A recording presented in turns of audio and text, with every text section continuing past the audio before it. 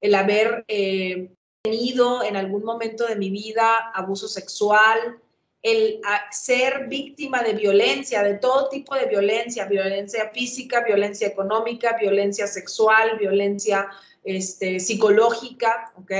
Dificultades económicas, entre muchas otras que pudieran ser factores de riesgo individuales. Ayer lo decíamos, no funcionan igual para todas las personas, ¿ok?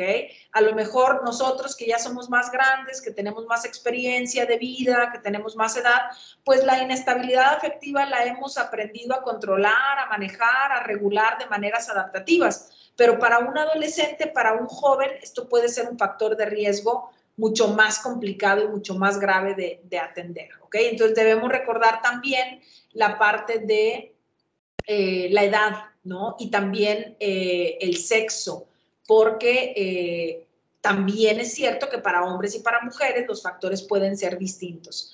Ya se está grabando la sesión, creo, maestra Bárbara, entonces creo que eso ya lo tenemos cubierto.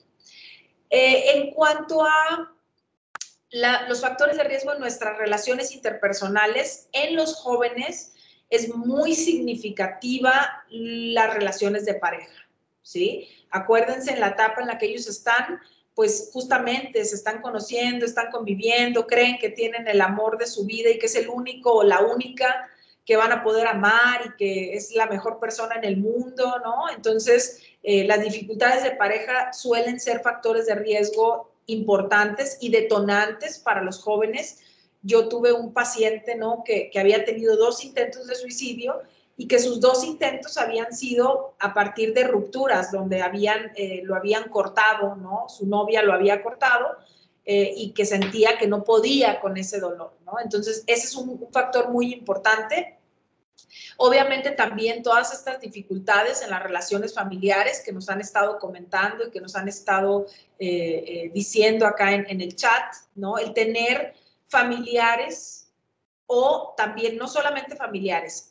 Aquí lo estábamos hablando también con el tema de las redes suicidas que nos preguntaban, amigos cercanos, personas que admiro, ¿ok? Personas cercanas que su suicidio impacta de alguna manera para que yo también piense que puedo llegar a realizarlo, ¿ok?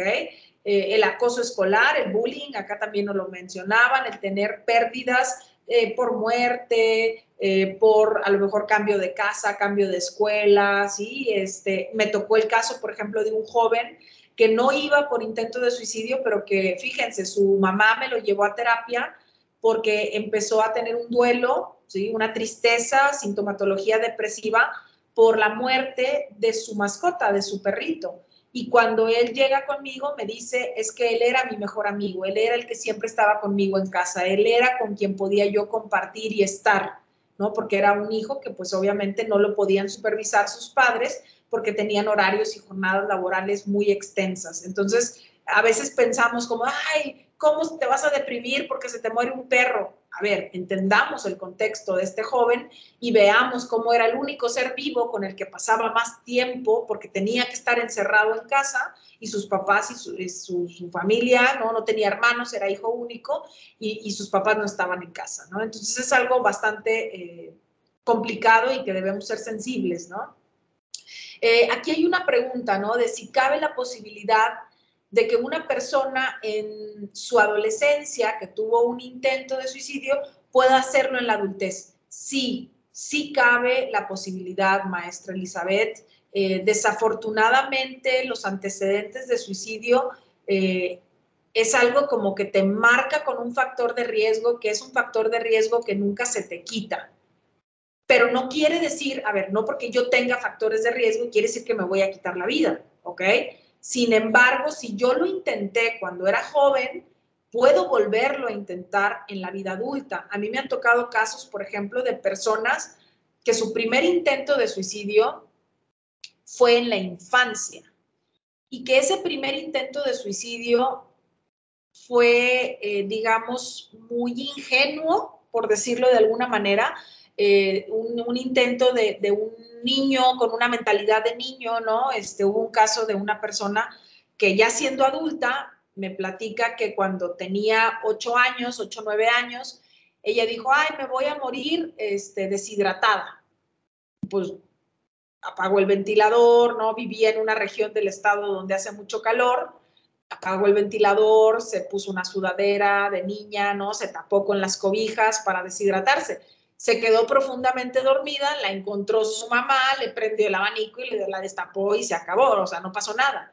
Pero ahí estaba el intento y en la vida adulta volvió a suceder, obviamente por otras circunstancias, por otras cosas, pero para ella conectaba las razones, ¿no? El sentirse abandonada, el sentirse sola desde la infancia y con esta otra situación que estaba viviendo ahora en su relación de pareja, ¿no? Entonces, sí queda ahí ese factor de riesgo, pero como les digo, no pasa nada porque también, pues muchos adolescentes lo llegan a intentar y sabemos que el número de intentos es muy superior al número de personas que cometen suicidio. Entonces, hay que estar al pendiente de mi estabilidad emocional y mental, si yo ya he tenido intentos, pero no quiere decir que obligatoriamente lo voy a hacer en la vida adulta y tampoco quiere decir que nunca más lo voy a volver a intentar porque lo hice en la adolescencia. Entonces hay que tener cuidado, ¿no? Y ahorita que, bueno, no, mañana que veamos el plan de seguridad,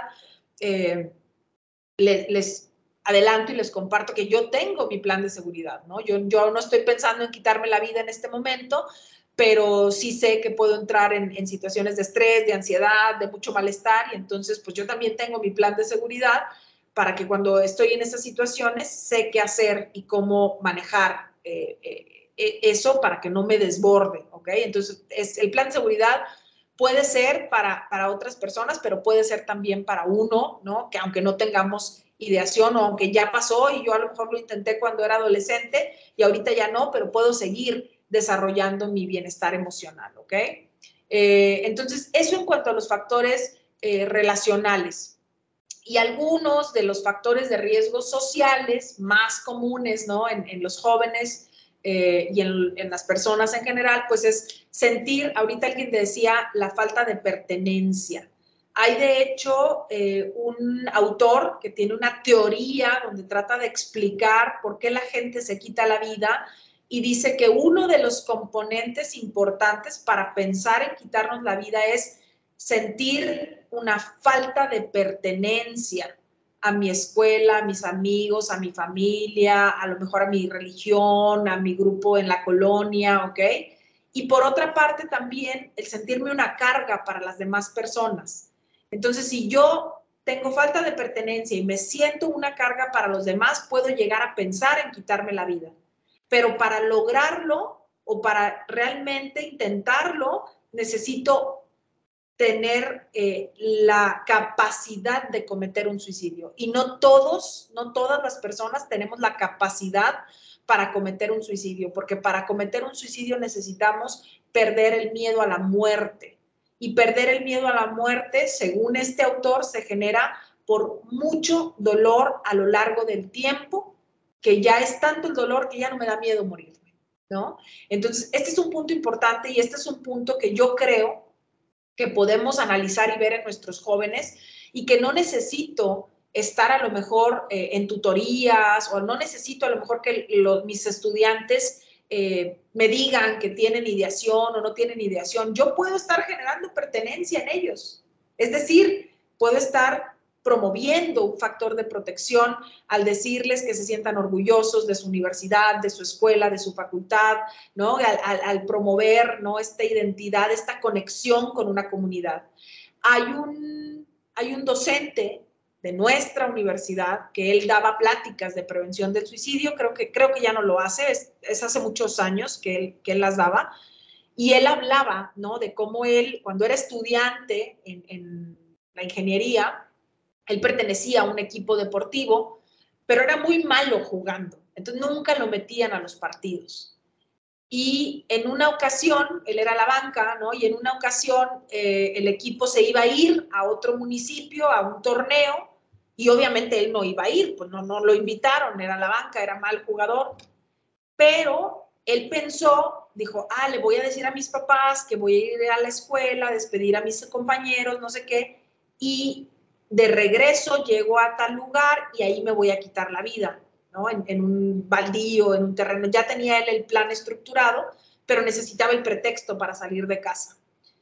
Entonces llega a su escuela, están sus compañeros, ya se van a subir al camión, ya se van, y él pues estaba retraído, estaba atrás viéndolos de lejos, porque pues él estaba pensando en que ya se iba a quitar la vida, y uno de sus compañeros se baja del autobús, va con él, le da un abrazo, le dice, gracias por venir a despedirnos, qué mala onda que no nos vas a poder acompañar, nos vas a hacer mucha falta. Gracias por venir. Y se subió al camión y ese chavo se fue al torneo, y el profesor cuenta que ese abrazo y que esas palabras y esa conexión que tuvieron con él, el darle esa pertenencia, el decir, me vas a hacer falta porque perteneces a este equipo, fue lo que evitó que él se fuera a quitar la vida, porque ya traía todo con lo que lo iba a hacer, ¿no? Entonces, nosotros les digo, lo podemos fomentar de muchas maneras, ¿no? Otro problema social es el tener acceso a los medios. Y ustedes me van a decir, ¿por qué es un problema social? Pues es un problema social en la medida en la que las leyes facilitan que exista acceso, o la corrupción, las leyes o la corrupción, facilita que haya acceso a ciertos medicamentos, a ciertas sustancias, ¿no? Por ejemplo, hay lugares en el mundo donde hay acceso a plaguicidas, o a venenos, ¿no?, de uso agrícola, que entonces podemos tener contacto con ellos de una manera sencilla, fácil, en cantidades suficientes. O, por ejemplo, lo vemos en Estados Unidos. En Estados Unidos, que se permite, ¿no?, el tener armas en tu casa, entonces es más fácil que yo acceda a ciertos medios, y eso, por lo tanto, es un factor de riesgo. Y vamos a ver cómo también dentro del plan de seguridad, el limitar el acceso a estos medios es la primera estrategia que tenemos que tomar. Y ya lo vamos a profundizar cuando estemos hablando del plan de seguridad, ¿no? Otras cosas que también son factores de riesgo son, por ejemplo, el estigma sobre el suicidio. ¿Por qué? ¿Qué es lo que pasa? Cuando no sé con quién hablar, cuando digo, ay, es que he pensado en quitarme la vida y me regañan, me castigan, alguien, no sé si ayer o hoy hacían acá en el chat un comentario, ¿no?, que decían que les decimos a las personas, pero ¿cómo vas a pensar en quitarte la vida? Y eso está mal y no deberías y tal.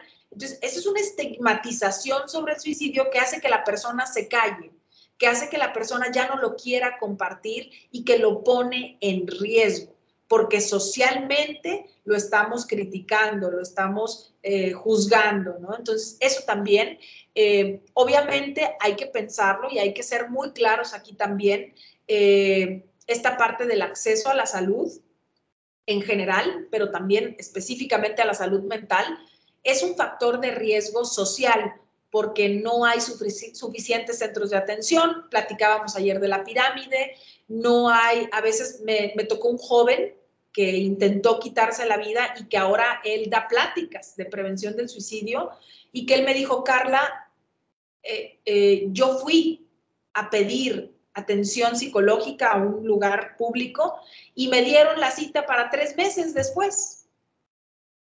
Entonces, pues lo intenté, porque en 3 meses yo seguía estando, o sea, para cuando una persona va y pide ayuda, a lo mejor ya está muy desbordada, y pedirle que se espere 1 mes, 3 meses, a veces eso complica más la situación y puede ser que la persona lo llegue a intentar, ¿no? Entonces, por eso la importancia de tener estas herramientas que nos ayuden a contener, a dar algún paliativo a la persona para que no llegue al intento. ¿Ok? Dificultades económicas que pueden venir por recesiones económicas que tienen que ver con aspectos sociales y políticos y cosas que a veces están fuera de nuestras manos, ¿no? Nos comentaba acá la maestra Patricia si la desvinculación emocional y el aislamiento social pueden ser factores de riesgo. Sí, por supuesto que sí, maestra, son factores de riesgo.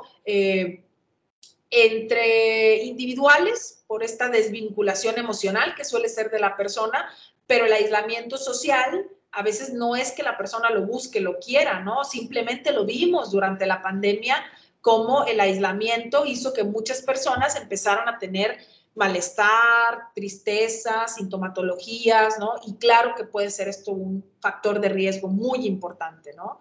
En este sentido, a mí me gustaría ahora que reflexionáramos juntos y apegado a lo que ayer le prometí a alguno de los maestros, que pensáramos juntos cuáles creemos que pueden ser factores de riesgo que podamos estar promoviendo desde nuestras unidades académicas.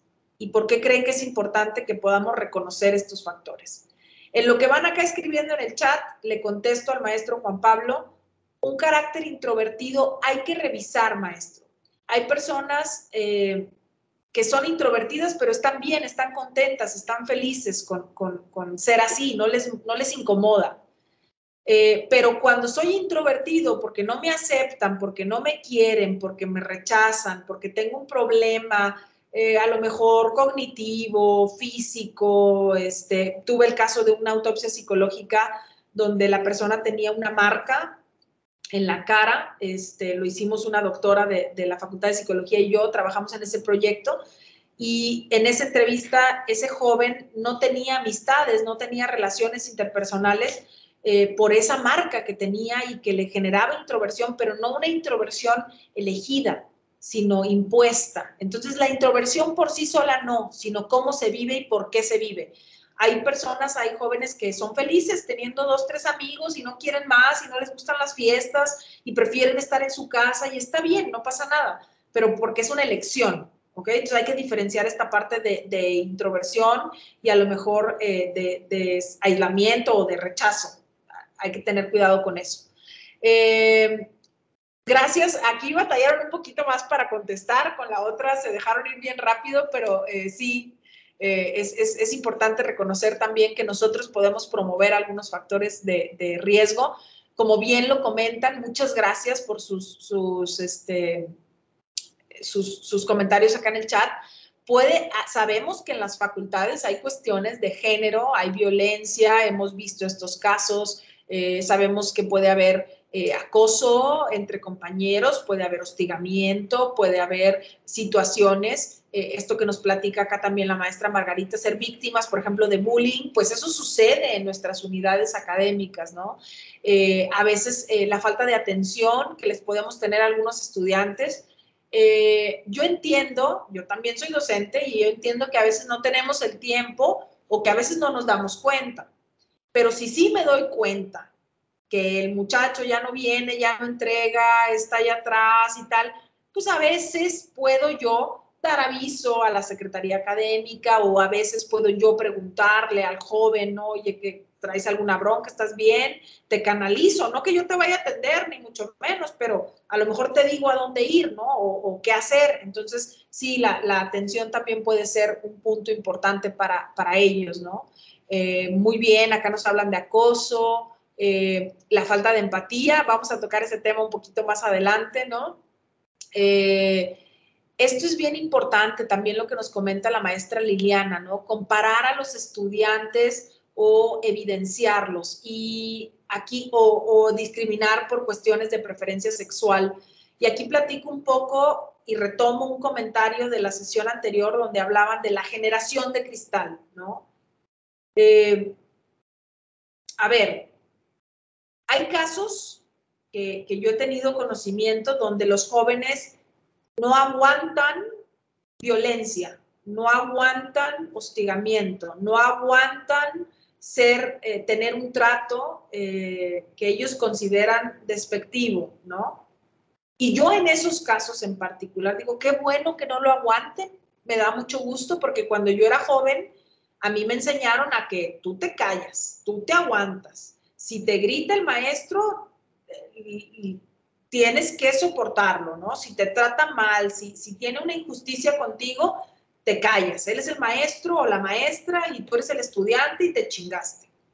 Y no, ¿por qué? Lo que están exigiendo en algunos casos, creo que son cosas que son válidas y que son adecuadas y que, claro que yo soy una autoridad y puedo imponer una sanción, pero hay formas, hay maneras, ¿no?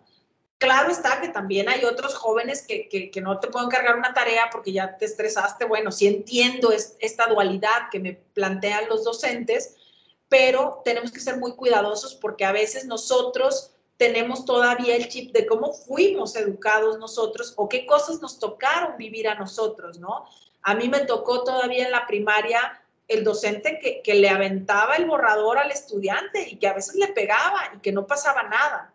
Yo soy de Piedras Negras, Coahuila, y allá hace un calor bruto y a mí me tocaba profesores que para castigar al niño desordenado, lo paraban en el patio cívico a las 12 del día, con el sol, ahí parado en el centro. Y ahora lo vemos y decimos, eso es violencia, o sea, ese niño pudo haber tenido una afectación física, ¿no? Entonces nosotros también tenemos que cuestionar cómo fuimos educados, qué de lo que nos dieron nos sirvió, nos gustó, nos ayudó, nos hizo sentir bien y qué cosas no queremos repetir y qué formas no queremos repetir porque ahora o no son aceptadas, porque a lo mejor la legislación ya no lo permite, o a lo mejor yo no quiero tener esa imagen o dar esa impresión, no con mis estudiantes, con las personas con las que me rodeo en la vida, ¿no? Entonces, muchas gracias por este comentario, maestra. A veces, no que un factor de riesgo sea que no participen, pero sí que es una señal, justo como lo platicábamos ahorita, maestra Sandra, que vemos que eran participativos, entregaban las tareas y que luego lo dejan de hacer, y entonces ahí es donde podemos notar el factor de riesgo. Notar el factor de riesgo, no generarlo, porque también eso es importante. En las escuelas podemos promover factores de riesgo o podemos detectar factores de riesgo, que son como dos cosas diferentes, ¿no? El caso que nos platica aquí el maestro, ¿no? Donde a veces estoy estudiando una ingeniería y soy mujer, o a lo mejor estoy estudiando psicología o enfermería y soy hombre, ¿no? Y que puedo recibir alguna discriminación por cuestiones de sexo, eso también, ¿no? Muchas gracias por todo lo que nos ponen. Aquí preguntan, ¿qué es una autopsia psicológica? Maestro Alejandro, las autopsias es muy amplio, pero se lo voy a resumir así facilito. Es una entrevista que tiene ciertas áreas y que se le hace a las personas que son cercanas a alguien que se quitó la vida. Y a través de esta entrevista lo que nosotros buscamos hacer es reconstruir psicológicamente, emocionalmente, contextualmente, qué fue lo que pasó para que esa persona se quitara la vida. Entonces, entrevistamos a la mamá, al papá, al hermano, al amigo, al compadre, al compañero de trabajo, ¿no? Y entonces, con toda esta información que vamos recabando de las personas que son cercanas a alguien que se quitó la vida, tratamos de reconstruir para entender los factores de riesgo y para generar estrategias de prevención. Esas son las autopsias psicológicas, así de manera muy general, ¿no? Sí, desafortunadamente hay casos, ¿no? de docentes que tienen conductas, pues a veces de dominación, de prepotencia, de cuestiones que a veces así nos enseñaron. A mí me enseñaban que el maestro nos retaba, ¿no? Son una bola de burros, aquí nadie va a pasar, ¿no? Y entonces a veces algunos de la generación en la que yo estudié decíamos, ¿cómo que no? Le voy a demostrar y voy a pasar. Pero hoy en día las cosas ya no funcionan así. Los jóvenes se pueden sentir minimizados, humillados, afectados en su autoestima, etcétera, etcétera, etcétera, ¿no? Entonces, a lo mejor estas estrategias ya no son igual de funcionales, ¿no? Muchas gracias por todos estos comentarios, también el sentido de pertenencia, que nosotros estemos atentos a nuestros estudiantes, cómo a veces los podemos llegar a excluir en algún sentido, ¿no? Entonces, sí, los mitos que podemos llegar a proponer, ya agarraron vuelo.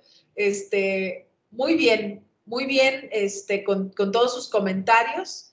Y sí, creo que en la medida en la que reconocemos nuestras áreas de oportunidad, tenemos más posibilidades de modificarlas, ¿no? Y de buscar estrategias. A lo mejor lo voy a hacer yo en mi clase con mis estudiantes nada más, porque no voy a poder cambiar a lo mejor a la administración o a mis coordinadores o etcétera, pero ya con que yo ponga mi granito de arena, perdón, ya con eso podemos nosotros estar haciendo algún cambio, ¿no? Muchas gracias por todos sus Sí, claro, estoy totalmente de acuerdo con la maestra. Nos falta todavía un montón en el programa de tutorías. Tenemos muchas áreas de oportunidad que tenemos que atender y a veces hay de parte del programa y a veces también habemos tutores que no cumplimos, ¿no? Nuestras funciones y eso complica un poco el identificar en los estudiantes, ¿no? No, ya me ganaron. Ya estoy perdida totalmente aquí. Voy muy atrás en sus comentarios. Pero igual, si me falta alguno, lo revisamos el día de mañana, ¿no? Estos son los factores de riesgo y son muchos, pero también hay factores de protección. Hay muchos factores de protección. Y estos factores de protección también pueden ser individuales, sociales, relacionales, ¿no? Entonces, en este sentido, primero de manera general, porque ya saben cuál es la dinámica, ¿no? Primero de manera general y luego ya pensamos en nuestras escuelas y en nuestras unidades académicas. ¿Qué creen ustedes? ¿Qué se imaginan que puede ser un factor protector? ¿Qué me puede ayudar a decidir quedarme con vida, a conectarme a la vida? ¿Qué cosas me pueden dar esperanza? Muchas gracias, sí, los amigos, la familia, totalmente de acuerdo. De manera general, acuérdense, ahorita no estamos hablando de las escuelas. Tener esta red de apoyo, claro, por supuesto. Aquí hablan específicamente de la red de apoyo familiar. Los hijos es un factor protector maravilloso para las mujeres. Aquí que nos platica nuestra compañera Esther, hemos visto que los hijos funcionan como mejores factores protectores para las mujeres y funcionan más en la medida en que los hijos son más pequeños también. Entonces, fíjense cómo hay ciertas particularidades de los factores de protección que funcionan más para un sexo, más para otro, más para ciertos momentos o no. La religión, totalmente. El tener, no sé si la religión, para algunos sí, la religión, pero para otros puede ser tener una vida espiritual, ¿eh? Tener una conexión, creer en alguien, creer en algo, en los dioses, en la naturaleza, en las fuerzas, en lo que ustedes quieran, pero creer. La religión también nos permite descargar, ¿no? Y decir, ay, pongo esto en manos de Diosito. Claro que no todo lo podemos poner en manos de Diosito, porque luego el problema, si yo no hago nada al respecto, pues a veces no se resuelve, ¿no? Y entonces genera malestar. Por ejemplo, específicamente con la religión, les quiero platicar que yo he leído investigaciones, varias investigaciones en el mundo. Unas dicen que la religión es un factor protector y otras dicen que han encontrado que para algunas personas puede ser un factor de riesgo, porque cuando mi religión es muy punitiva, te castiga, te hace sentir culpable y el pecado y tal, puede ser un factor de riesgo, ¿no? Tuve el caso, por ejemplo, de una mujer adulta que tenía ideación suicida y tenía problemas porque ella era una mujer muy religiosa, pero se había divorciado y eso era un pecado y estaba mal ante los ojos de Dios y su comunidad religiosa a la que había pertenecido durante varios años, en el momento en el que ella se divorcia, la rechaza, ¿no? Entonces hay que tener mucho cuidado porque tanto en los factores de riesgo como en los factores de protección pueden jugar en los dos sentidos. No solamente son de un lado o del otro, depende. Ahorita, por ejemplo, que platicábamos de los trastornos mentales, ¿no? Yo he tenido pacientes que me han dicho, la depresión me salvó. No me llevó a pensar en el suicidio, me salvó, me hizo ver que estaba mal, que algo estaba pasando, me hizo buscar ayuda, ¿sí? Me hizo darme cuenta que no era feliz con la vida que tenía. Entonces, tuve una paciente, por ejemplo, que me dijo, Carla, yo tenía una ideación suicida muy fuerte, pero gracias a que tengo diagnóstico de autismo, no lo hice, porque mi forma de razonar y de pensar como autista no me permitió llevar el acto a cabo, ¿no? Entonces tengamos cuidado porque, por ejemplo, las adicciones son un factor de riesgo, pero a veces el tener una adicción libera cierto estrés en la persona, ¿no? Y no estoy diciendo que sea saludable, simplemente estoy diciendo que puede funcionar para algunas personas, en algunos casos, como factor de riesgo o como factor de protección. Igual con los que están diciendo ahorita, por ejemplo, la familia puede ser un factor protector, pero la familia también puede ser un factor de riesgo si mis padres me rechazan, me juzgan, me critican, me están presionando todo el tiempo, me están diciendo, digamos, aspectos negativos. Entonces, veamos también esta dualidad en estos factores, ¿ok? Autoestima, muy bien, redes afectivas, empatía, el cariño, el afecto, ahora sí, sentirnos parte de algo, ¿no? El tener habilidades de comunicación como el diálogo asertivo que nos comentan acá, el sentido de pertenencia, muy bien, la espiritualidad, perfecto, perfecto, están poniendo un montón de factores, una vida interior rica, ¿no? Y profunda, totalmente, sentido de vida. Muy bien, muy bien. Excelentes comentarios los de todas y todos. Proyecto de vida, sentirnos útiles, eso es buenísimo. Y la sensación de utilidad funciona muy bien para los adultos mayores, como nos comentan aquí en el chat, pero también para los hombres, para los varones, es un factor de protección importante, ¿no? Perfecto, ya otra vez me quedé atrás. Perdónenme, es que son un montón y ustedes son súper aplicados. Ok, perfecto. Hay una pregunta aquí muy interesante que nos hace la maestra Norma sobre en qué medida establecer límites en la familia puede ser un factor de riesgo o de protección. Y esa es una pregunta súper importante. Los límites deben ir cambiando, los límites que se establecen dentro de una familia por parte de los padres o de los tutores o de quienes son las autoridades, van a ir cambiando conforme la edad de los hijos, ¿sí? Y ese es un punto clave que algunos papás a veces dicen, aquí yo mando y yo digo y yo hago y me obedecen y le digo, ¿cuántos años tiene tu hijo? 17. Híjole, tal vez ya no. Tal vez ya se deba llegar a una negociación, a un acuerdo. Hay padres que a veces establecen límites muy rígidos. Tuve el caso, por ejemplo, de una mamá que trabajé con ella, porque si ella decía que a las 12 tenía que regresar su hija de 20 años, era a las 12. Pero si la chica llegaba a las 12 con 3 minutos, la castigaba por 3 meses. Y ya no podía salir en los siguientes 3 meses. Entonces, híjole, ahí es donde está el problema, maestra. Entonces, esos límites pueden llegar a ser, o sea, son un factor de protección cuando los establecemos bien en la infancia, son más rígidos, son más, a lo mejor yo los impongo de una manera más autoritaria, directiva, ¿ok? Pero conforme va creciendo mi hijo, puedo ir platicando, puedo ir negociando, puedo ir escuchando, puedo irlos flexibilizando poco a poco, ¿no? Y entonces en esa medida es como si al principio el niño no puede solo, yo le establezco todos los límites y como voy viendo que va creciendo, se los voy soltando y lo voy dejando, ¿no? Y lo voy abriendo para que él empiece a tomar rienda también de decisiones conforme a mi edad, ¿no? No puedo decidir a los 10 años a qué hora regresar a la casa, pero sí puedo decidir qué ropa me quiero poner. O me puede decir mi mamá, a ver, te voy a comprar una camisa, una blusa, ¿cuál quieres? Entonces yo ya puedo escoger el color, la figura, la forma, ¿sí? Entonces, en esa medida podemos ver que los límites pueden ser factores de riesgo o factores de protección, ¿no? Y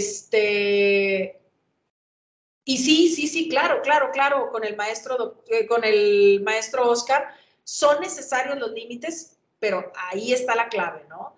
Hay que ver la edad, hay que ver la circunstancia, hay que verla, ¿sí? Y ver cómo los voy a establecer y obviamente yo también tengo, digamos que, darle a ese hijo la contención y el sostén que él está esperando, que él necesita, no decirle a muy temprana edad, pues haz lo que quieras, decide tú, lo que sea, porque si no se sienten angustiados, como bien nos lo comenta, ¿no? Muchísimas gracias, vamos ahora a revisar algunos de estos, ¿no? Entonces ya dijimos, ¿no? Factores de protección individuales, aquí lo platicaban ustedes también, bienestar emocional, no lo leí, no sé si lo puso alguien, habilidades, capacidad para solucionar los problemas, ¿sí? A veces también el nosotros ser muy, como padres de familia o como docentes, el ser muy impositivos y de darles todas las respuestas y el decirles todos los pasos no les permite a ellos desarrollar estas habilidades para entender un problema, analizarlo, fragmentarlo, poder ver diferentes alternativas y opciones, ver implicaciones de mis soluciones y luego poder llevarlas a la práctica, ¿no? Otro factor protector individual es mi flexibilidad cognitiva. Cuando yo tengo un pensamiento muy rígido, cuando creo que las cosas solo son de una manera y no hay otro camino, eso me puede generar angustia y malestar, ¿no? En la medida en la que yo estoy más abierto, tengo mayor flexibilidad, puedo adaptarme a más entornos, a más situaciones, eso me ayuda mucho, ¿no? Acá también nos ponen, por ejemplo, esta parte de pensamiento crítico, creativo, claro que sí, totalmente, eso ayuda mucho. Y sí estoy de acuerdo con la maestra Nora, que dice que nosotros ponemos límites en el aula. No sé en qué nivel esté usted, maestra, no sé si es bachillerato, licenciatura, posgrado, pero, por ejemplo, yo pongo mis reglas, eso es algo que yo hago, si les sirve y si no, omítanlo. Yo pongo mis reglas de la clase y luego les pregunto a ellos, ¿hay algo que quieran agregar que me faltó? Y a veces, por ejemplo, yo no pongo la regla de que no usen el celular. Yo no la pongo. Hay maestros que la ponen. Y a veces los mismos estudiantes dicen que no se use el celular. Ah, muy bien, jóvenes, lo agregamos. A veces ellos me ponen una regla que les digo, no, esa no. Porque me dicen, media hora llegamos tarde, media hora de tolerancia. Le digo, no empiecen con sus cosas, ¿no?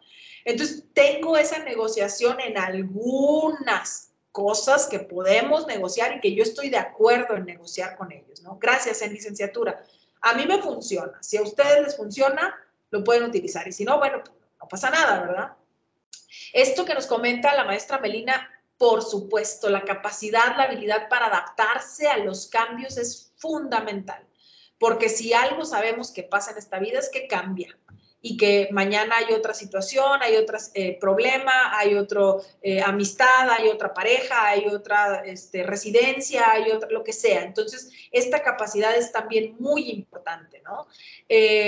La resiliencia, que es esta capacidad de sobreponerse a las situaciones difíciles de la vida, ¿no? El usar adaptativamente mi tiempo. A veces los jóvenes utilizan mucho de su tiempo libre en una sola cosa y a veces eso no resulta adaptativo porque luego voy a tener problemas en la escuela, me van a regañar mis papás, voy a descuidar a mis amistades, ¿no? Entonces, usar adaptativamente y flexiblemente mi tiempo libre, eso también puede ser un factor de riesgo muy importante. El estilo de vida saludable, y ahorita vamos a platicar un poquito de eso en algo que les voy a compartir, y la gaudibilidad. La gaudibilidad es estas cosas que te ayudan a disfrutar más y mejor. Y no me voy a detener en la gaudibilidad porque ahorita también lo vamos a ver más adelante con un estudio que yo hice con los universitarios, ¿no? Sí, estoy totalmente de acuerdo con usted. Desde el primer día se ponen las reglas y si hay desacuerdo, pues se pueden hacer algunas propuestas con este consenso. Totalmente, sí, de acuerdo con usted, maestra, ¿no? No que ellos pongan las reglas, sino que negociamos. Eso me funciona a mí. A lo mejor a alguien le funciona diferente, también es válido, ¿verdad? Pero nosotros vamos midiendo a los grupos y nosotros también vemos qué funciona con un grupo y qué no funciona con otro grupo o con otra generación o en otro momento. Y entonces eso también lo tenemos que ir midiendo, ese termómetro, ¿no? Bueno, en factores de protección relacionales, aquí lo pusieron muchísimo, redes de apoyo familiar, redes de apoyo social, redes de apoyo con amistades, ¿ok? Tener esta buena relación con mis compañeros, ¿no? A veces vemos que hay generaciones, nos ha tocado saber de casos donde a uno, a dos, a tres los excluyen, los segregan, no les hablan, hay algún problema en esa generación, ¿no? Entonces, eso puede ser un factor de riesgo y entonces el tener una buena relación con mis compañeros puede ser un factor de protección, ¿no? La supervisión de ambos padres. Y aquí me voy a detener. Porque hay muchos estudiantes, a lo mejor nosotros también podemos ser mamá soltera o papá soltero o viudo o viuda, y decir, pues ya valió, ya no le voy a poder dar yo este factor de protección a mi hijo, a mi hija o a mis estudiantes, ¿verdad? O recomendarlo a mis padres de familia. No, a ver, ¿por qué nos dice la literatura que la supervisión de ambos padres? Porque está bien difícil que lo haga una sola persona. Porque una sola persona, pues como lo hemos leído y lo hemos platicado aquí, tiene que trabajar, tiene que hacer otras cosas, también tiene vida el papá o la mamá, ¿no? Y entonces cuando comparto la supervisión de los hijos con el papá o con la abuelita o con la tía o con alguien más, cuando somos dos personas o más las que estamos apoyando en la supervisión de nuestros hijos o de los jóvenes o de los sobrinos o lo que ustedes quieran, facilita la tarea de atender, ¿no? de observar, de cuidar, de guiar. Por eso habla de supervisión de ambos padres, pero podemos ser, digamos, más laxos en este análisis y decir, bueno, pues si no está el papá, pues está la mamá y la abuelita, la mamá y la tía y la abuelita, la mamá, la vecina y la comadre o la madrina o lo que ustedes quieran, ¿ok? Entonces, en ese sentido, porque al día de hoy la mayoría de las familias tienen que trabajar, los dos papás o los adultos tienen que trabajar, a veces incluso los adultos y los jóvenes tienen que trabajar para sostener las necesidades familiares, ¿no? Entonces, esa parte también es importante de mencionar. Y sí, totalmente lo que nos comenta acá la maestra Lilibet, los grupos son diferentes y aunque podemos tener como parámetros generales para trabajar con ellos, sí hay que atender también a veces particularidades, ¿no? Nos tocan grupos muy participativos, muy dinámicos, con mucha energía y luego nos tocan grupos apagados que nunca participan. Entonces, nosotros cambiamos nuestra forma de dar nuestras clases con base también en los estudiantes que tenemos, ¿no? Y también totalmente, hay reglas que no se negocian, ¿no? Como nos dice el maestro Juan Pablo. Por ejemplo, si yo digo, pues el retardo es después de los 15 minutos, a lo mejor eso yo no lo voy a negociar, o yo voy a poner examen, pues eso no lo voy a negociar, no les voy a preguntar si quieren o no quieren examen, pero hay otras cosas que a lo mejor sí. Y entonces ese equilibrio entre te aprieto y te aflojo tantito es el que genera a veces tranquilidad en los estudiantes, ¿no? Muy bien. Obviamente también todas estas relaciones interpersonales saludables, tener hijos, ya lo platicábamos ahorita de para quién y cuándo y cómo. Y en cuanto a factores de protección sociales, pues ya veíamos, si tener acceso a los medios es de riesgo, tener restricción a los medios es un factor protector, ¿no? Si no hay armas, si no hay medicamentos, si no hay ciertas sustancias, eso puede ayudar. Tener un apoyo y un desarrollo social, estar integrado a mi cultura, no nada más a mi familia, no nada más con mis amigos, no nada más en mi escuela, a mi cultura, ¿no? Lo hemos visto, hay una investigadora acá en la universidad que he trabajado mucho con ella, que ha estudiado procesos de aculturación, cómo vamos perdiendo nuestra cultura y cómo eso puede llegar a generar estrés y malestar en algunas personas, ¿no? Tener leyes efectivas sobre salud mental y prevención del suicidio existen. En México hay programas nacionales del suicidio, en Coahuila hay una ley de prevención del suicidio. Yo creo que todavía no está siendo lo suficientemente efectiva y yo no estoy viendo resultados desde lo que yo trabajo con el tema, ¿no? Todavía nos falta mucho en ese sentido. Tener acceso a la salud, tener estos programas de prevención, etcétera, etcétera, ¿no? Acá nos preguntan, ¿se percibe a nivel universitario el uso de las drogas? Sí, maestro Juan Pablo, sí sabemos que muchos de nuestros estudiantes, yo no tengo la cifra exacta, no tengo el porcentaje, ha habido algunas investigaciones que han llevado, sobre todo desde el área de extensión universitaria, ha habido algunos cuestionarios que se han compartido con los estudiantes porque así lo ha pedido la federación, nos ha solicitado hacer estos estudios, estos tamizajes para conocer el uso de sustancias y sabemos que sí tenemos jóvenes que consumen drogas, no en todos los casos de una forma en la que lleguen drogados a clases o que no en todos los casos, no es como que van a andar ahí, algunos ni malas calificaciones tienen, algunos los hacen en reuniones personales, familiares y demás, y hay otros casos donde también en las instalaciones pueden llegar a consumirlas, ¿no? Entonces, sí sabemos que este puede ser un factor de riesgo importante y eso tiene que ver justo con estos factores sociales, ¿no? Donde hay problemas de control de las drogas, donde el narcotráfico pues ha crecido mucho sus redes, han dejado mucha droga dentro del país porque ya no la están llevando a Estados Unidos, básicamente, que es a donde la venden, ¿no? Entonces sí tenemos ese problema. Y sabemos que sí, como bien nos comenta aquí el maestro Oscar, hay jóvenes que ingresan en el consumo de las drogas por malestar, por tristeza, por otras problemáticas que los llevan a ello, ¿no? A veces pensamos en los drogadictos y decimos, son personas con X características o que no les importa o que lo hicieron adrede. No, no siempre. A veces caen ahí por tomarlo como un escape, ¿no? Entonces, sí, gracias por este comentario. ¿Y cómo creen que desde las escuelas podríamos generar factores protectores? ¿Qué factores protectores creen que generamos para nuestros jóvenes? ¿Cómo yo desde mi práctica docente puedo promover este tipo de factores? Ya nos han dicho algunos, ¿no? Pero algún otro que se les ocurra que hayan pensado, lo que las profesoras que nos decían, promover la creatividad y el pensamiento y tal, pues a lo mejor ya lo están haciendo, ¿no? A lo mejor ya están compartiendo con sus estudiantes estrategias.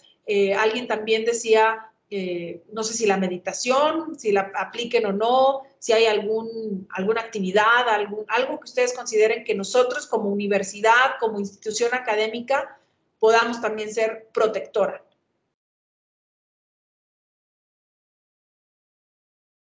¿Se les ocurre alguna? Muy bien, perfecto, maestro Albino. Sí, las actividades alternas y de vida al aire libre, ¿no? Cuando los llevamos a veces ahí a un campamento, los llevamos a alguna actividad, ¿no? Donde puedan ellos conectarse, ¿no? Con la naturaleza, con la creatividad, sí, totalmente.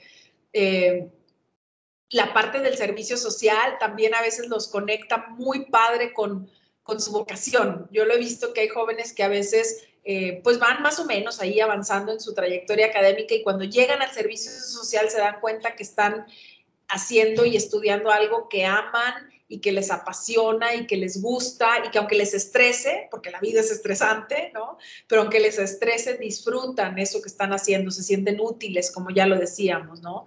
La tutoría de pares, yo también creo, maestra Verónica, que a veces ha ayudado a muchos jóvenes lo que se trabaja en el fomento al deporte. Claro que dentro de nuestras instalaciones hay redes de apoyo, ¿no? Los que hacen, por ejemplo, este tema aquí nos ponen de ayuda a la comunidad, los eventos culturales, claro, por supuesto. Las actividades de sustentabilidad, claro que sí, ¿no? Los conecta mucho con las situaciones del compromiso con el mundo, con la naturaleza, con el futuro, ¿no? Cuando hablábamos de desesperanza, ¿no? Llevar materias en todas las carreras que los lleven a levantar la autoestima, híjole, nos encantaría. Yo creo que ahí todavía nos falta un poquito y lo estamos tratando de aportar en ese sentido, ¿no? El sentido de pertenencia, claro, por supuesto. Técnicas de relajación, algunos talleres, conferencias, capacitación, algunas sesiones grupales. ¿Se fijan cómo también a veces la regamos en muchas cosas, pero también hacemos otras cosas muy bien y ponemos también nuestro granito de arena para tratar de ser espacios, pues, lo más saludables para nuestros estudiantes, ¿no? Esto que nos comentan acá de legitimizar sus logros, ¿no? Esto es algo que a veces les ayuda un montón, reconocer que lo están haciendo muy bien, que están aprendiendo, que están creciendo, ¿no?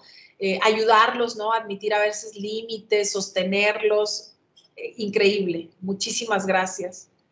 Qué padre esto que hace la maestra Araceli, ¿no? Que a veces les pone un proyecto y los deja libres para que apliquen. Eso está padre, eso me encanta, ¿no? Yo a veces cuando tengo que faltar alguna sesión, les digo, bueno, la tarea para la siguiente clase es justamente, ¿no? Que apliquen o que analicen tal tema y que se relajen y que disfruten un rato, ¿no? Hablando de gaudibilidad. y a veces les gusta. Los clubes, los talleres, ajá, muy bien. Visitas escolares, claro, claro. Programas de educación emocional. A veces también podemos apoyar con no agobiarlos con tantos trabajos. Sí, yo también lo hago. Yo también a veces les ayudo con eso, ¿no? En algunos puentes o algo que no les dejo tanta tarea, porque a veces otros compañeros sí lo hacen, ¿verdad? No pasa nada, cada quien lo decide, pero estamos poniendo ahí un granito de arena, ¿no? El dar seguimiento a nuestros tutorados también, completamente. Muchísimas gracias a todos y todas. Yo les quiero compartir que yo como parte del doctorado el año pasado, en el 2022, apliqué un instrumento para medir la gaudibilidad. Excelente, esa también es muy buena, ¿no? Analizar películas y que ellos escojan cuál, eso está padre. Incluir incluir temas de inteligencia emocional, sí estaría muy padre. Y ahorita que lo comenta Erika, pensé en también incluir a veces a los padres de familia, ¿no? Hay escuelas que los mandan llamar a los papás, que los incluyen, que les dan alguna bienvenida a los papás, alguna explicación, que simplemente el papá sabe dónde queda la escuela, sabe a dónde tiene que marcar, si tiene alguna duda, ¿no? Hay preparatorios que tienen escuelas para padres, esos son factores protectores bien importantes. Muchísimas gracias. Yo les digo que apliqué este estudio para medir la gaudibilidad. Es qué cosas me ayudan a mí a disfrutar más, ¿ok? Y la teoría nos dice que las personas que imaginan, las personas que no tienen algunas creencias que los limitan, las personas que saben disfrutar en soledad, que tienen capacidad para interesarse en algo, en alguna cosa, que tienen capacidad para concentrarse y que tienen sentido del humor, son personas que disfrutan más, porque estos moduladores les ayudan a disfrutar más, ¿ok? Y eso es la gaudibilidad. ¿Qué cosas me ayudan a disfrutar más y qué cosas no me ayudan a disfrutar? ¿Ok? Y yo medí la gaudibilidad, medí el disfrute, ya el disfrute como tal, si la persona, si el estudiante creía que estaba disfrutando o no, y el buen trato. El buen trato en cómo pienso, cómo percibo que me tratan los demás, cómo trato yo a los demás y cómo me trato yo a mí mismo o a mí misma, ¿ok? ¿Qué fue lo que encontré en una muestra de 1,355 estudiantes de nuestra universidad que tenían entre 18 y 29 años de edad? Encontré que la imaginación no es un factor protector para ellos. Hice un estudio estadístico, un análisis a través de Odd Radios que compara a las personas que sí tienen la variable, pero que también tienen ideación, o que no tienen ideación y no tienen la variable. Hace unas comparaciones ahí entre los grupos, ¿no? Y yo dividí por hombres y mujeres para ver si eran iguales en los hombres y en las mujeres. Entonces, la imaginación no fue un factor protector ni para los hombres ni para las mujeres. Y en el caso de los hombres, resultó que un hombre que contestó en mi estudio que tenía mucha imaginación tenía 145% más probabilidades de también tener ideación suicida, ¿ok? Entonces, ahí hay un punto importante porque a lo mejor para los hombres, a lo mejor, todavía no lo he investigado, están imaginando escenarios catastróficos, están imaginando dificultades, están imaginando problemas, están imaginando un futuro desesperanzador, ¿no? Y entonces hay que tener cuidado con, no solamente si tienen o no imaginación, sino para qué la están utilizando, ¿no? Hemos platicado con algunos docentes de artes, de las áreas de las artes, y cómo muchos jóvenes que estudian estas carreras, ¿no? Diseño, artes, música, esta parte de lo que enseñan acá en Torreón, en artes escénicas, a veces creen que el malestar emocional es algo que les va a dar creatividad. Entonces hay que tener mucho cuidado porque también puede tener un componente negativo, ¿no? No es nada más imaginar, sino qué estoy imaginando. Obviamente el no tener creencias irracionales sí nos ayuda a disfrutar más, ¿no? Si yo pienso, por ejemplo, que para disfrutar necesito tener dinero, pues va a estar más difícil, ¿verdad? Que disfrute. O si creo que para disfrutar necesito que sean vacaciones, pues a lo mejor nomás voy a disfrutar las semanas de vacaciones y el resto del tiempo voy a estar medio amargadillo, ¿no? La capacidad para disfrutar en soledad solamente fue un factor protector para las mujeres en la ideación suicida. Para los hombres no. Los hombres que tienen la capacidad de disfrutar en soledad no es que tengan menor ideación. Entonces ahí también hay algo que es importante observar, entender, analizar. A lo mejor si yo tengo una estudiante mujer y le digo, mira, tómate tu tiempo, relájate, aléjate, distancia de algunas personas, eso le puede ayudar. Pero a lo mejor a los hombres, no. A los hombres hay que decirles, vete con tus amigos, vete con tu familia, busca tu pareja, ¿no? Porque entonces ellos tienen otra manera de procesarlo, ¿no? Y aquí hay algo que yo les quiero compartir que para mí está siendo el foco central de esto y de otras cosas, porque yo aquí nada más les estoy poniendo el tema de ideación suicida, pero yo estos factores los analicé después con ideación suicida, con depresión y con desesperanza. Y lo mejor que podemos desarrollar en los jóvenes es la capacidad de interesarse. Es la variable más fuerte, más robusta. En la medida en la que ustedes los inviten, los motiven a que se interesen en lo que ellos quieran, en su profesión, en un hobby, que si son en un deporte, que si les gusta la lectura, la capacidad de interesarse y de concentrarse son las dos variables más importantes que son factores protectores en lo que yo he estudiado, en lo que yo he investigado para la depresión, para la desesperanza y para la ideación suicida. Entonces, aquí hay algo que no es tarea de los psicólogos, que no es tarea de los psiquiatras, que es tarea de todos nosotros. Darles a ellos contenidos, se están formando, están en la prepa, están en el estudio superior, tendrían que tener interés por su profesión, es a lo que se quieren dedicar el resto de su vida, ¿no? Entonces nosotros creo que como docentes jugamos un rol y un papel fundamental para desarrollar esas dos capacidades, ¿ok? El sentido del humor solamente fue factor protector solo para las mujeres. Para los hombres no fue significativo, ¿ok? Entonces las mujeres, si sabemos reírnos de nuestros problemas, de las cosas que nos suceden, de las situaciones, a lo mejor eso nos hace sentir mejor, pero a los hombres, a lo mejor el sentido del humor les puede generar estrés o no funcionarles como un factor protector. Ahí también es una diferencia de sexo, ¿ok?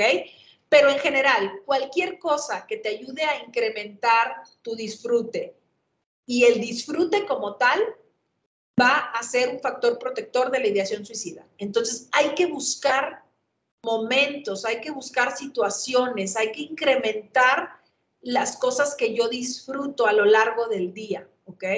Yo, por ejemplo, desde que estudio la gaudibilidad, yo dije, ay, pues hay cosas que disfruto, pero que a veces he dejado de disfrutar, ¿no? Y que ahora me doy a la tarea de volverme a conectar con esto. Por ejemplo, yo ya tengo religiosamente, en la mañana yo me levanto, pongo el café para toda la casa, ahí en la familia, y me sirvo mi taza de café, la primera, la de la mañana, y el primer traguito que le doy a mi café, lo disfruto. Son 5 segunditos, 10 segunditos a lo mucho, pero yo me doy a la tarea de saborearlo, de sentirlo, el café calientito, así como me lo preparo, que a mí me gusta mucho el café. Y entonces ese momento yo me lo doy de gaudibilidad, ¿no? De disfrute, perdónenme. También, por ejemplo, he buscado cuando voy de regreso a la casa y que todavía no es de noche, cuando todavía alcanzo a llegar en la tarde, me encanta ver el atardecer de Saltillo, ¿no? Me encanta ir viendo las montañas, los colores, las nubes, ¿no? Y entonces voy manejando, poniendo atención, claro, también al tránsito, pero trato de disfrutar esos momentitos, ¿no? Y si ya es muy noche y no hay atardecer, pongo en el radio, a mí me gusta escuchar algunos podcasts ahí de casos de crímenes. Bueno, pues yo lo disfruto, ¿qué les digo? ¿No? Hay un podcast muy bueno de Fausto, que es un caso de un crimen acá en el país, y me entretiene, me interesa, me llama la atención, me genera. Entonces yo busco mis 3, 4 momentos en el día para disfrutar, ¿no? Porque sé que luego voy a tener estrés y ansiedad y voy a andar corre y corre y no sé qué, pero me doy mis espacios, ¿no? La gaudibilidad, repitiéndolo un poquito, es estas cosas que te ayudan o que te facilitan el poder disfrutar. Eso es la gaudibilidad, en palabras muy sencillas, ¿ok? Entonces, en la medida en la que nosotros podamos fomentar esto, claro que nos va a ayudar.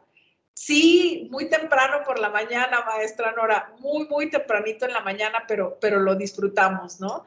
Y el mindfulness también tiene que ver con esta conexión que nos comenta acá la maestra Lilibet.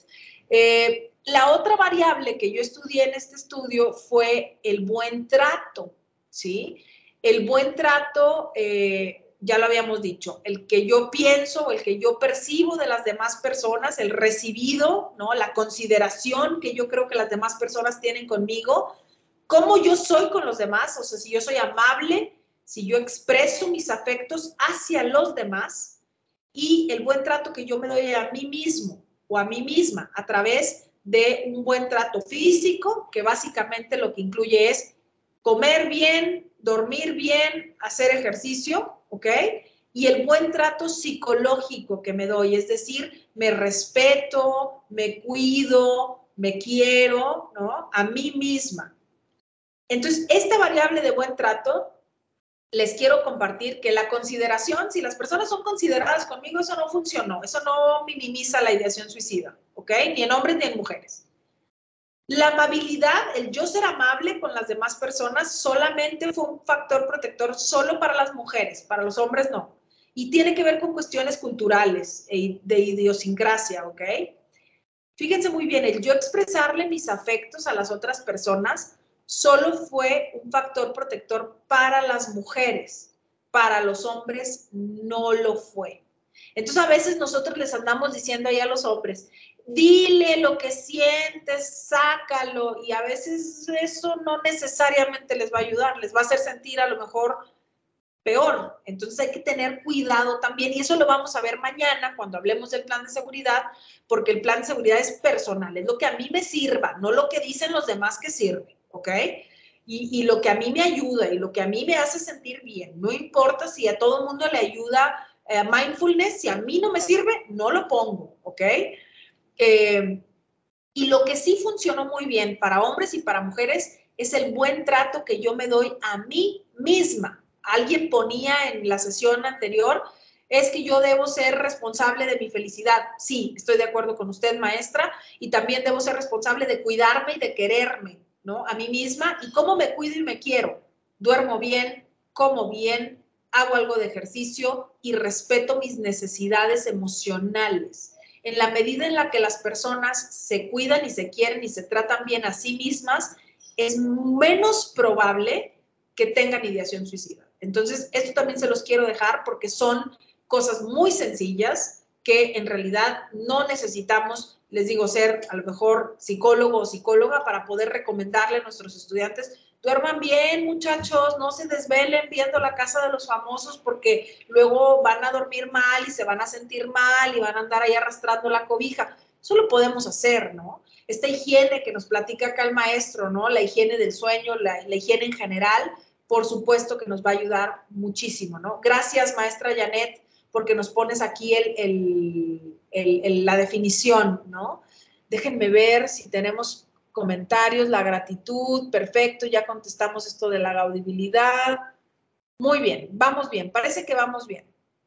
Entonces, esto es lo que yo les quería compartir también de los estudios que hemos hecho con nuestros estudiantes aquí en la Autónoma de Coahuila y que nos pueden dar algunas herramientas muy sencillas, muy prácticas, nos pueden dar ideas, ¿no? De cómo ir generando estos factores de protectores dentro de nuestras clases, dentro de nuestras actividades, ¿ok? Ahora, vamos a llegar a una conclusión, ¿no? Sí, por supuesto, la comunicación efectiva también, totalmente de acuerdo con usted, maestra, ¿no? El diálogo, el encuentro personal, lo que nos dice acá el compañero Oscar. Los factores, tanto de riesgo como de protección, número uno, son individuales. Para mí son de riesgo o para mí son de protección, pero no necesariamente para las demás personas, ¿ok? Hay personas que me han dicho, no me quito la vida porque ¿quién le va a dar de comer a mis mascotas? ¿O quién va a regar mis plantas?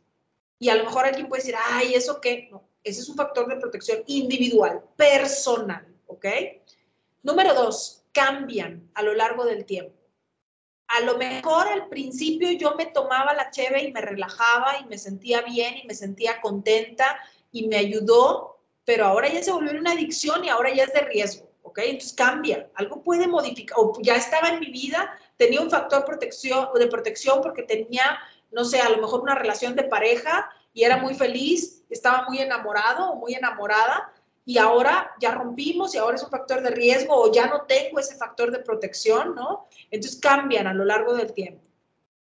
Se relacionan entre ellos, se potencializan, se minimizan, se nulifican, ¿sí? Tenemos factores de riesgo y de protección todo el tiempo funcionando y que pueden ir conectados. Uno puede promover otro y viceversa, ¿ok? No sabemos todo, no sabemos todavía todos los factores de riesgo que pueden existir. A ver, yo he leído investigaciones que hablan de que si el uso del celular todavía no lo sabemos, que si los videojuegos todavía no lo sabemos, si, por ejemplo, para cierto grupo de cierta comunidad en cierto país, por ejemplo, me tocó leer un artículo muy interesante de unas personas en Canadá que pertenecían a un grupo étnico de Canadá, que los adolescentes de ese grupo étnico que practicaban la cacería era un factor de protector y los jóvenes que no practicaban la cacería era un factor de riesgo. Y los investigadores decían, bueno, es que la cacería es parte de la integración cultural de la etnia, de esta etnia que vive en los bosques de Canadá. Entonces, no lo sabemos todo sobre este tema, hay mucho que se tiene que seguir investigando. Y algo muy importante, los factores de riesgo son potencialmente, la mayoría de ellos son potencialmente modificables.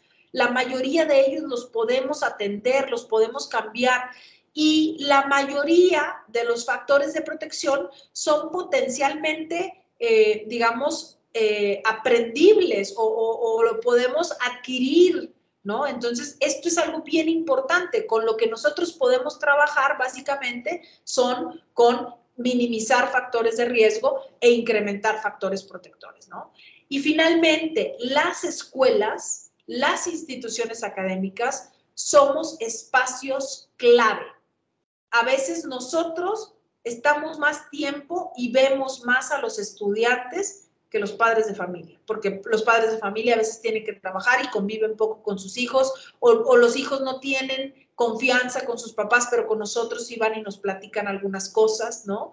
Entonces somos espacios idóneos para promover la salud, para promover el bienestar, para prevenir muchas situaciones complicadas. Entonces, esto es también algo bien importante que debemos saber, ¿no? Y sí, como acá lo comentan, ¿no? Debemos ser espacios seguros para nuestros estudiantes, ¿no? Aquí también nos platican, por ejemplo, el doctor Jorge, que él platica con sus estudiantes y se da cuenta, por ejemplo, que no se alimentan bien, que no duermen bien, que tienen estrés en muchas ocasiones. Y a veces nosotros les podemos recomendar, pero la palabra convence, maestros y maestras. El ejemplo arrastra. Si nosotros nos cuidamos y si nosotros promovemos nuestro disfrute, nuestro bienestar, nuestro buen trato, nuestros hábitos, a veces no les tenemos que decir nada. A veces nada más con que nos vean y se conectan, algunos de ellos se conectan con nosotros sin que nosotros nos demos cuenta. A veces el ejemplo puede ser muy importante, ¿no? Entonces yo creo que también empezar por nosotros es fundamental, ¿no? Un comentario, el que quiera, el que no, no pasa nada. Muy bien. Sensibilización que deben ser consideradas con mayor seriedad. Muchísimas gracias por su comentario, maestro Albino. Gracias, maestra Lilibet. Es una frase que yo llevo muy cerca, trato de siempre recordarla. Antes de entrar ya al tema de la prevención, porque hoy vamos a iniciarla, y mañana ya la vamos a consolidar más fuerte. Es muy importante que nosotros primero lo que tenemos que hacer es reconocer si yo tengo una actitud negativa hacia el suicidio, ¿sí? Si yo pienso que está mal, que es pecado, que son unos inconscientes, que son unos cobardes, que si yo pienso estas cosas, entonces si alguien me dice que está pensando en suicidarse o que lo ha intentado, lo que yo mejor puedo hacer es decirle, oye, mira, déjame te llevo con la tutora o déjame te llevo con alguien para que platiques, porque pues yo no sé mucho del tema, y quedarnos callados. Si yo estoy en contra, si digo que es pecado, si digo que es lo peor del mundo, que son unos malagradecidos, seamos muy conscientes y mejor no digamos algo que pueda lastimar a la persona, porque sí lo he visto y me ha tocado y he tenido pacientes que me dicen que sus otros psicólogos les dicen, por ejemplo, que está mal, que eso no debe ser, que son egoístas, ¿no? Y entonces eso les hace sentir mal. El rapport, que gracias por preguntarlo acá, maestra, perdóneme porque yo no fui clara en este concepto, es la capacidad de ponernos en los zapatos de los otros. Y aquí yo les quiero decir una cosa, maestro Gabriel, gracias por la pregunta. Esta capacidad de ponerme en el lugar de los otros a veces no es fácil, ¿ok? Porque a veces yo no he pasado por lo que la persona está pasando, pero de manera cognitiva puedo tratar, hacer un esfuerzo mental por tratar de entender, por tratar de ponerme en ese lugar, ¿no? Tiene que ver mucho con esta parte también de la empatía, ¿no? El rapport, la empatía, el rapport es mucho este ambiente en el que damos confianza, damos contención, damos tranquilidad a las personas para que confíen en nosotros a partir de la empatía, ¿no? Yo genero empatía y luego ya puedo establecer este rapport, este ambiente de confianza. Pero si yo no tengo esa actitud abierta y positiva, pues puedo a lo mejor decidir mal, puedo a lo mejor en la confianza que me fue depositada, puedo generar malestar, incomodidad, ¿no? Puedo afectar a la persona y puedo, en lugar de ponerme en su lugar, juzgarlo. Son básicamente estas tres partes. Entonces, si yo soy así, no hay problema de verdad. Pero tú mejor no atiendas, no trates de poner plan de seguridad, no des un consejo, mejor nomás canalízalo con alguien más, ¿ok?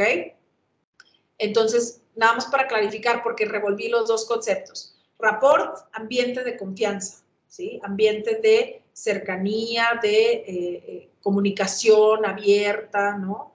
Empatía, ponerme en el lugar de los otros. A ver si le expliqué bien, maestro Gabriel. Dígame, por favor, porque revolví los dos conceptos. Sí, totalmente, que a veces sin querer, pues ya somos modelos, somos ejemplos, ¿no? De estos jóvenes y pues ni modo, somos profesores y ahí estamos y a veces lo vamos a hacer aunque no lo decidamos, ¿no? Si yo, por ejemplo, tengo la capacidad de trabajar en equipo, si tengo alguna duda del tema y puedo preguntar, ¿no? A entender diferentes perspectivas, si puedo a lo mejor decir, bueno, pues déjame, voy a también aceptar estas otras cosas que ellos están viviendo, ¿no? Que no son iguales a las mías, pero que las puedo empezar a entender, acercarme a ellas. Entonces yo podría, ¿no? Aplicar un plan de seguridad, podría a lo mejor discutir o tener esta apertura con los estudiantes, ¿sí? O a lo mejor yo ya tengo el don, ¿no? Hay muchos que no estudiaron psicología, pero tienen el don de escuchar, les gusta el tema, se capacitan, tienen una práctica docente muy reflexiva, muy crítica, muy cercana a sus estudiantes. Y entonces, pues estos profesores, estos docentes, tienen una muy buena potencialidad de ayudar a sus estudiantes, ¿no? Entonces, nada más sepamos en qué lugar estoy y qué puedo hacer y qué no puedo hacer, ¿no? Gracias, maestro, por confirmarme que sí clarifiqué su duda. Eso es lo primero, ¿no? Repetir el concepto de rapport, lo vamos a poner en este espacio de confianza, ¿sí?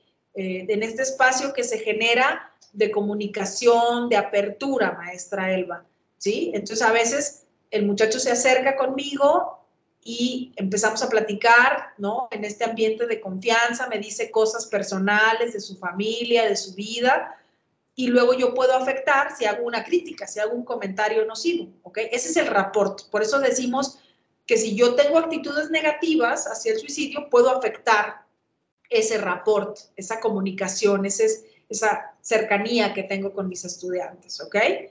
Si hay dudas, por favor, con toda confianza, díganmelo, ¿ok? Ahora, antes de empezar con el tema de prevención, a mí me gustaría que nos detuviéramos un minutito y pensáramos, esto no lo escriban, piénsenlo, quédenselo acá, ¿no? ¿Por qué las personas, no estoy hablando de los jóvenes, no estoy hablando de la ideación suicida, ¿por qué las personas en general no pedimos ayuda cuando la necesitamos? Piénsenlo ustedes, nada más, ¿ok? Yo les voy a platicar, ¿no? Por ejemplo, yo a veces no he pedido ayuda porque me da pena, ¿no? Me acuerdo muy bien cuando era directora en la Facultad de Psicología, hubo una situación ahí personal y dije, necesito ir a terapia. Y me daba un montón de pena, porque yo decía, ¿qué van a decir si se enteran que la psicóloga, la directora de la Facultad de Psicología anda en terapia, ¿no? Y me daba pena. Lo bueno es que me valió y como quiera fui, ¿no? A veces no he pedido ayuda porque no sé a dónde, no sé a quién pedirle el favor o a dónde tengo que ir, ¿no? No estoy hablando del suicidio, ¿eh? Estoy hablando de que a lo mejor tengo un problema como docente o como mamá o como papá o lo que ustedes quieran y no sé a quién pedirle el consejo, a dónde ir, quién me lo puede resolver y entonces por eso no pido ayuda, ¿no? A veces no he pedido ayuda porque no tengo el recurso económico para ir, ¿no? Para buscar la atención y no me alcanza a veces y entonces no voy porque no tengo el dinero, ¿no? A veces me han platicado, esto que platican ustedes acá, totalmente, ¿no? El desconocimiento, el estigma, ¿no? De no pude, no soy fuerte, no lo resolví, que me pueden llegar a criticar. Los jóvenes a veces me han dicho, sí, pido ayuda, pero no me la dan. Sí, fui, le busqué a mi tutor, pero pues nunca me dio la cita, ¿no? O fui al CESAME o al centro de salud o al DIF o lo que sea y no me dieron la cita hasta sabe cuándo, ¿no? Entonces, la verdad es que a veces juzgamos a las personas que cometen suicidio o que intentan o que lo piensan y decimos, es que ¿por qué no pide ayuda? Si lo queremos, si hay tantas personas, si estamos aquí, si no, pues a veces no pedimos ayuda ni nosotros, que no tenemos ideación suicida, ¿sí? No pedimos ayuda por muchas razones. Entonces hay que tratar de ser empáticos, ¿no? Y tratar de entender que es difícil reconocer mis limitaciones, mis vulnerabilidades, mis problemas, el reconocerme como necesitado de alguien más, a veces puede ser muy difícil, ¿no? Entonces, creo que en la medida en la que entendemos esto, podemos ayudar más, ¿no? Y saber que cuando ya se acercaron a pedir ayuda, hay que felicitarlos, hay que decirles que qué bueno, que qué gusto, que se atrevieron, que fueron muy valientes en pedir ayuda, ¿no? Y tratar de canalizarlos de la mejor manera, pues para que realmente la reciban. Si yo no se las puedo dar, para que la reciban, ¿no? Muchas gracias por los que sí se atrevieron a compartir acá sus ideas y sus reflexiones. Y déjenme les digo que a veces, esta es otra parte que yo también trato de hacer como docente con mis estudiantes, les trato de decir que yo también soy vulnerable. Yo, por ejemplo, a veces les digo a mis estudiantes, a veces no voy a saber algo y si no lo sé, lo investigamos entre todos. Y si no les puedo dar la respuesta, la consultamos entre todos. Entonces, el mostrar que las personas no tenemos que ser perfectas, no tenemos que podemos pedir ayuda, que podemos recibir, ¿no? Ayuda, que podemos vencer este miedo, estas creencias, estos temores y demás, a veces ayuda a que los jóvenes abran estas posibilidades, no con nosotros, con otras personas a lo mejor, pero que aprendan a pedir la ayuda, ¿no? Me ha tocado, desafortunadamente, jóvenes tutorados, ¿no? Que me dicen, es que no tengo para pagar el extra y estoy batallando y no sé qué. Y le digo, ¿y no te puede ayudar tu papá? ¿Tienen problemas económicos? Dice, no, mi papá me dijo que me daba el dinero, pero yo no quiero que me ayude. Digo, ¿por qué? Es tu papá. Si tu papá te quiere ayudar, ¿por qué no vas a recibir la ayuda? ¿No? Hay muchos jóvenes que se niegan a recibirla, y eso es algo importante también que se tiene que trabajar para poder hacer prevención, para hacer promoción de la salud. Tenemos que romper ese miedo, esa pena, ese estigma, todo eso que estamos platicando ahorita, ¿no? Entonces, bueno, ¿qué hay? ¿Cómo podemos hacer prevención? Ya vamos a empezar a entrar en el tema, ¿no? Ustedes saben que en la universidad a veces aplicamos nosotros instrumentos, de hecho cada vez que ingresa una generación y a veces con generaciones posteriores, aplicamos instrumentos y les pasamos los datos a los tutores y les decimos si hay riesgo o no hay riesgo. Nada más que yo les quiero decir una cosa, si ustedes, sí, por orgullo también, maestra Laura, esa es muy buena, Diana Laura, si ustedes reciben información de instrumentos, de cuestionarios, de escalas, tengan mucho cuidado porque los estudiantes a veces pueden modificar o sesgar o mentir, ¿ok?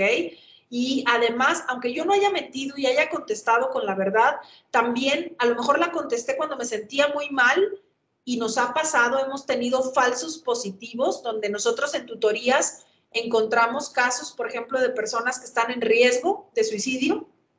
Les avisamos a las escuelas, les avisamos a los tutores van y platican con los chavos y en realidad no es así. Entonces, pueden cambiar estos resultados y los instrumentos, porque también los podemos aplicar, son herramientas de apoyo, ¿no? Lo más importante cuando trabajamos con prevención del suicidio es el diálogo, es la conexión, es la entrevista, es lo que se le pregunta a la persona y lo que yo estoy observando en la persona, ¿ok? Entonces, esas son nuestras dos herramientas más importantes y hay que tener cuidado de cómo aplicamos las preguntas, y eso lo vamos a ver aquí, y qué es lo que vamos a estar prestando atención. Ya hemos estado hablando de estos factores de riesgo y eso nos da una guía, ¿ok? Entonces, vamos a empezar a platicar un poquito de estas acciones de prevención que podemos llevar a cabo, ¿no? Y yo les voy a dejar este ejercicio. A ver, bueno, les voy a decir primero que la regué. Ayer, después de que terminamos el curso, le pedí retroalimentación, obviamente, acá a los compañeros del CEDEC. Les dije, díganme qué la regué. Y me dijeron, la regaste en el horario, porque el curso está programado de 10 a 12:30 y tú les dijiste que de 10 a 12. Y pues ya la regué. Pues ni modo, ya la regué. Yo cometí el error y yo lo asumo. Entonces, lo que voy a hacer es que yo les voy a respetar, yo cometí el error, les voy a dejar hasta las 12 y me voy a quedar aquí la media hora con dudas, comentarios, preguntas o lo que ustedes quieran, pero me gustaría que de aquí a mañana ustedes puedan pensar un poquito, así nomás traigan una o dos ideas, si las quieren compartir, las comparten y si no, no las comparten. ¿Qué harían? Fíjense muy bien, ¿qué harían si ven ustedes que un estudiante, ¿no? Te dice que se estaba ausentando en las últimas semanas a tu clase porque ha tenido problemas en la casa? Te platica que sus papás se están divorciando, que él cree que su mamá está como deprimida, ¿no? Y que pues su papá está ausente, ¿no? Se están divorciando y que entonces él se ha tenido que hacer cargo de sus hermanos y de la casa, ¿no? Y que hace poco tiempo su novia pues lo dejó, cortó con él y que la escuela le está yendo mal en varias clases, ¿no? Y él dice, todo me está saliendo mal, lo que más quisiera es estar muerto. Fíjense muy bien, no quiero que piensen en, ay, le voy a decir que le doy puntos o que le hago un trabajo extra o no, no, no. ¿Qué le preguntarían? ¿Qué explorarían con este joven, ¿no? Porque eso es lo que vamos a ver en la siguiente sesión, qué hacer y qué preguntar en las entrevistas, y cómo preguntarlo y qué explorar al respecto, ¿no? Entonces, yo les invitaría a que se quedaran con este caso de este joven, que es un caso hipotético, es un caso creado de muchos de los que he visto y la verdad es que lo dejé súper light, porque los que me han platicado están peor que la Rosa de Guadalupe. Entonces, piénsenlo, analícenlo un poquito de qué es lo que ustedes preguntarían. Y antes de irnos, les voy a compartir este pequeño video. Les pido una disculpa porque está en inglés, pero está subtitulado. Espero que con la lectura les pueda ayudar. es un video que hizo la Asociación Internacional de Prevención del Suicidio hace un par de años y que creo que da un mensaje muy bonito para lo que hemos estado revisando y platicando hasta el día de hoy, ¿no? Con todos los factores de protección y de riesgo. Entonces, se los voy a poner. What's in a smile? A simple smile could mean little to you or I. But to someone thinking about suicide, it can be the first step towards life. Suicidal thoughts are complex. No one knows exactly what works to stop another tragedy, adding to the 800,000 suicides and 20 million attempted suicides a year. We do know, though, that certain actions can make a difference. And we know that if we put a wide range of these actions in place, we have a better chance of preventing suicides. Community support to counter the isolation so often felt. Responsible and sensitive media portrayals to help people see how others have managed. Local education to create awareness in the community. Restricting the means of suicide to stop people at critical moments. All these actions have been shown through research to work. But we can't do all this alone. We need people on the ground to help us make the first step towards those with suicidal thoughts. By stepping closer, we can be aware of those around us who need help. By stepping closer, we can encourage those with suicidal thoughts to reach out. By stepping closer, we can support those in need by sitting in their pain. Every step closer can connect someone to life and the help they want. Sometimes those steps are big. Sometimes all it takes is a smile.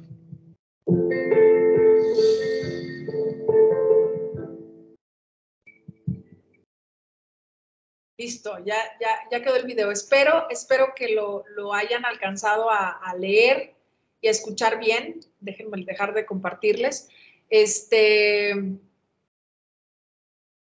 un video que a mí me gusta mucho porque habla como de, a veces la diferencia la puede hacer una sonrisa, ¿no? Y una acción muy sencilla, ¿no? El video ya, ahorita les voy a conseguir el enlace, se los voy a compartir, ya me lo están pidiendo acá del CEDEC, para compartirlo. Ahorita no lo tengo aquí a la mano, pero se los busco. Creo que este video sí está en internet, creo. A mí me lo compartieron en un congreso en el que asistí, ¿no?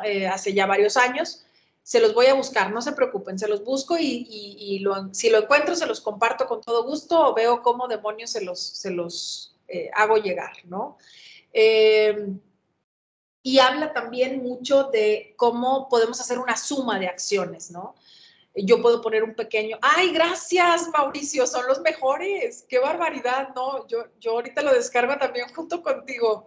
Gracias, muchas gracias, porque no lo tenía el link, yo lo bajé del Congreso, de los materiales del Congreso. Gracias. Entonces, les digo, habla de cómo podemos juntar todas estas pequeñas acciones. Habla también como de necesitamos de la participación de todos y todas. Esto no puede ser un problema que se resuelva solo desde una área, desde una perspectiva, desde una forma en específico.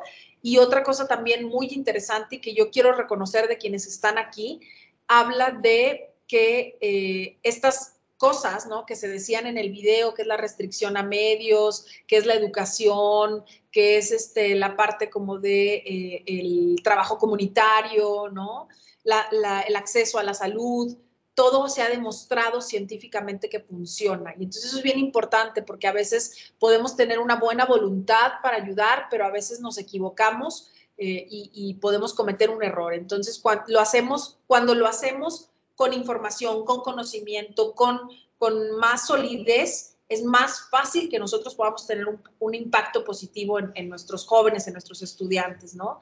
Entonces, bueno, de ahí se trata el video, el tema. 20 millones de suicidios al año, no. No, ese no es el número, maestra Perlita. Lo que tenemos, lo más reciente son 703,000. Pero sí hay una dificultad en muchas áreas, ¿no? En muchas áreas, en la familia, en la vida interior, en la salud, en muchas cosas, ¿no? Entonces, sí es algo que tenemos que estar reflexionando y viendo cómo nosotros vamos a poner ese granito de arena, ¿no? Ya están acá, conectando acá con algunas preguntas del caso que les dejé. Entonces esas las reviso y las comentamos en la siguiente sesión. Por favor, ahorita si alguien tiene preguntas, si hay algo que faltó de explicar, si hay algo que no quedó claro, este es el momento, pueden levantar la mano, les podemos dar uso del micrófono o lo pueden escribir en el chat, como ustedes quieran. Aquí el maestro Albino nos habla del test de Minnesota, que sí, como decíamos ahorita cuando hablábamos de los test, nos puede dar información, pero hay que tener cuidado porque los test se pueden modificar, se puede echar mentiras cuando los contestan o pueden cambiar muy rápido de un momento a otro, ¿no? También les voy a buscar, hay varios test que son muy sencillos, muy fáciles de que ustedes los tengan ahí a la mano y que si llegase a ver algún estudiante que les platicara, pues que se los podrían a lo mejor aplicar y se revisan muy fácilmente, ¿no? Entonces, las pruebas son herramientas que nos pueden ayudar, pero recuerden, la entrevista y la observación o la conversación y la observación, si lo quieren ver de esta manera, son las dos herramientas más importantes, ¿ok? Déjenme ver. Repetir las indicaciones, claro que sí, Janet. Les compartí un caso, déjame, te comparto pantalla, dame un segundo. Les compartí un caso muy chiquito que les quiero pedir que piensen qué le preguntarían, ¿sí? ¿Qué le preguntarían a un joven que te dice esto? ¿Ok? Aquí lo voy a dejar un ratito para que ustedes lo puedan ver.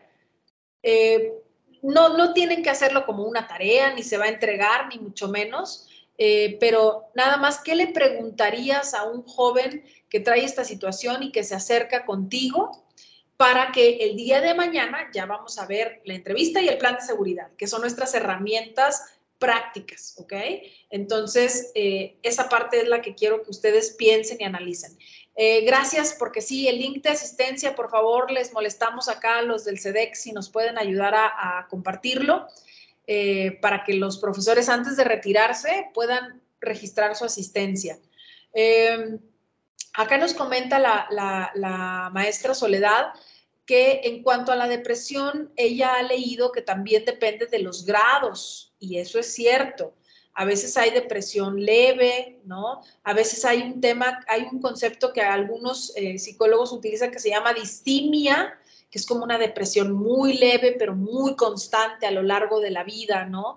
Y entonces a veces estas personas pues se acostumbran a vivir de esa manera y entonces no hay como digamos un intento de suicidio como tal, simplemente están apagadas, están desmotivadas, ¿no?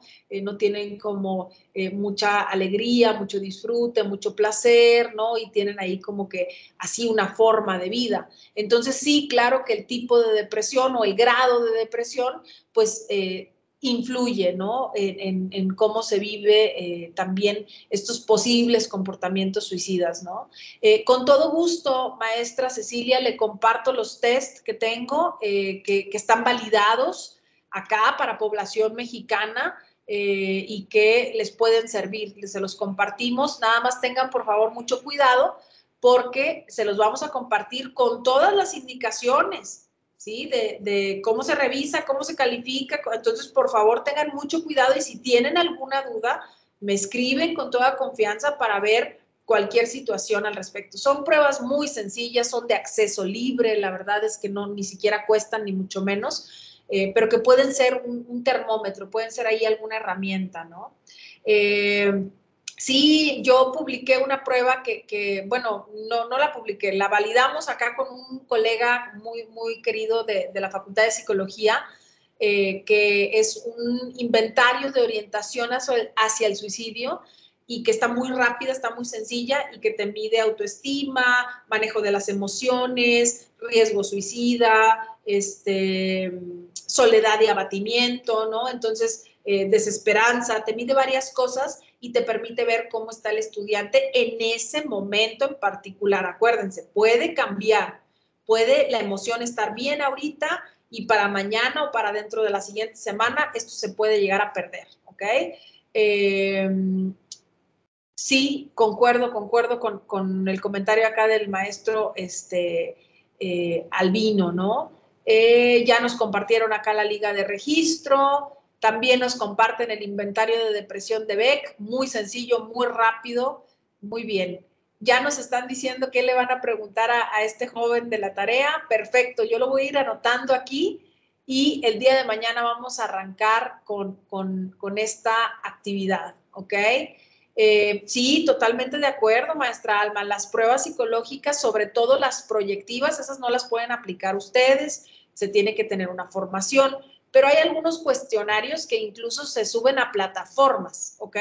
Hay algunos cuestionarios que son en escala Likert y que se califican, la máquina te los califica solo y te entrega los resultados, entonces hay que tener cuidado cuáles sí puedo aplicar y cuáles no puedo aplicar y que si los aplico y detecto un riesgo, pues nada más le tengo que mandar el resultado, ¿no? A la persona que le va a dar el seguimiento y que le va a dar la atención. Esto que nos comenta la maestra Almadelia es muy importante, ¿no? No lo apliquemos si no lo conocemos, si no tenemos las instrucciones, si no nos hemos preparado para ello, ¿no? Entonces, gracias por este comentario también muy importante.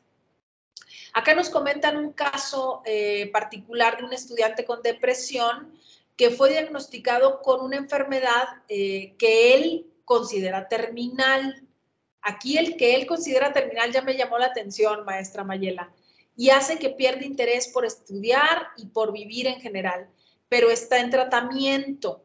¿Cómo se podría apoyar al estudiante en estos casos? Bueno, ahí, por ejemplo, en algunos casos donde hay enfermedad grave, lo más recomendable es que, aunque el estudiante se llegara a dar de baja temporal para poder atender primero sus cuestiones de salud física, pues tratar en la medida de lo posible, pues de mantener el contacto o de invitar a los compañeros de generación a que mantengan el contacto con este joven, ¿no? Y eso es algo que ayuda bastante a los casos que nos han tocado de estudiantes que están enfermos, que tienen algún tipo de problemática, reciben algún mensaje de sus docentes, reciben algún mensaje de sus compañeros, de sus amigos, están al pendiente. En algunos casos van y los visitan.